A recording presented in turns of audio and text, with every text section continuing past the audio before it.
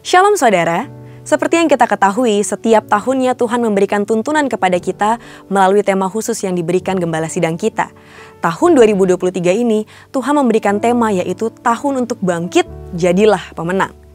Saudara, tahun ini menjadi spesial karena satu dekade dari sekarang, yaitu tahun 2033, merupakan peringatan 2000 tahun sejak kematian Tuhan Yesus di kayu salib, kenaikan Tuhan Yesus ke sorga, dan hari kelahiran gereja yang terjadi saat pencurahan Roh Kudus, yaitu Pentakosta yang pertama. Namun, apakah yang perlu kita lakukan untuk mempersiapkan diri kita dalam memasuki satu dekade ini? Dalam edisi Voice of Pentecost kali ini, kita akan membahas tentang Bangkitlah Para Penuai. Sebagai bagian dari GBI Jalan Jenderal Gatot Subroto, kita selalu mendeklarasikan dan mengimani terjadinya Pentakosta ketiga serta penyelesaian amanat agung Tuhan Yesus. Dalam definisi Pentakosta ketiga bagian kedua dikatakan bahwa Pentakosta ketiga akan mengakibatkan penuaian jiwa yang terbesar dan yang terakhir sebelum Tuhan Yesus datang kembali. Dan pada bagian kelima, Pentakosta ketiga akan memberikan kuasa untuk menyelesaikan amanat agung dan setelah itu Tuhan Yesus datang kembali. Pentakosta ketiga ini sudah kita deklarasikan sejak tahun 2020. Menariknya, Empower 21 Global memberikan tema untuk satu dekade ini yaitu A Decade of Evangelism for Everyone atau satu dekade penginjilan untuk semua orang. Hal ini luar biasa karena sejalan dengan semangat Pentakosta ketiga di GBI Jalan Gatot Subroto. Di sisi lain, salah satu ayat emas kita tahun ini mengingatkan kita untuk bangkit. Efesus 5 ayat 14 berkata, "Itulah sebabnya dikatakan, bangunlah hai kamu yang tidur dan bangkitlah dari antara orang mati dan Kristus akan bercahaya atas kamu." Kita lihat ada frasa bangkitlah dari antara orang mati.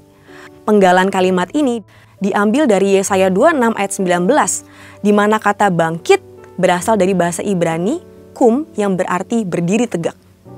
Sehingga jika kita mengaitkan ayat emas ini dengan seruan penuntasan amanat agung Tuhan Yesus, kita dapat memaknai kata bangkit menjadi dua hal yang perlu kita lakukan, yaitu pertama, bangkit dari pola pikir yang salah. Salah satu pola pikir yang perlu mengalami kebangkitan adalah terkait ibadah daring. Saat ibadah mulai tersedia secara tatap muka, kita pun diharapkan juga mulai beralih dari kebaktian secara daring menjadi mau untuk hadir ke kebaktian secara tatap muka. Jangan sampai kita terjebak di dalam kenyamanan ibadah daring dan tidak lagi mau bersekutu secara fisik melalui ibadah tatap muka. Kedua, bangkit kepada jati diri sebagai murid Kristus. Kita tidak boleh lupa pesan terakhir Tuhan Yesus sebelum ia naik ke sorga atau yang lebih dikenal dengan istilah amanat agung.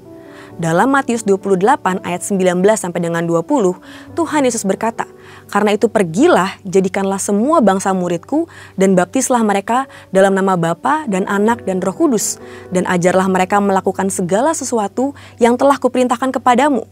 Dan ketahuilah, aku menyertai kamu senantiasa sampai kepada akhir zaman." Yang melihat Tuhan Yesus naik ke sorga adalah murid-muridnya.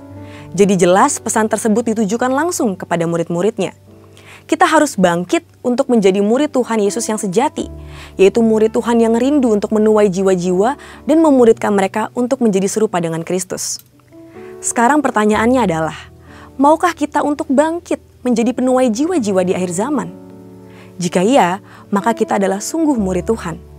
Namun dengan menjawab iya, kita harus membayar harga lebih dari sebelumnya, karena jumlah tuaian banyak tetapi pekerja sedikit. Salah satu cara terbaik untuk memelihara tuaian adalah dengan mengajak mereka untuk tergabung di dalam kul. Karena disinilah tempat jiwa-jiwa ini dapat dimuridkan dan belajar menjadi murid.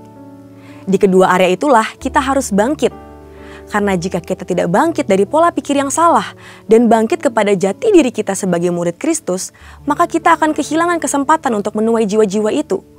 Jika kita mau bangkit, kita akan menjadi pasukan yang siap untuk menuai jiwa bagi kerajaan Allah di akhir zaman, yaitu yang rela membayar harga dalam segala bentuk agar semakin banyak orang mengalami kasih dan kebaikan Tuhan. Biarlah kerinduan Tuhan akan jiwa-jiwa juga menjadi kerinduan kita semua. Mari kita bangkit, jadi pemenang. Untuk penjelasan lebih lengkap dari tim teologi kami, silakan klik link yang ada di atas atau scan QR Code yang tersedia. Maranatha, Tuhan Yesus memberkati.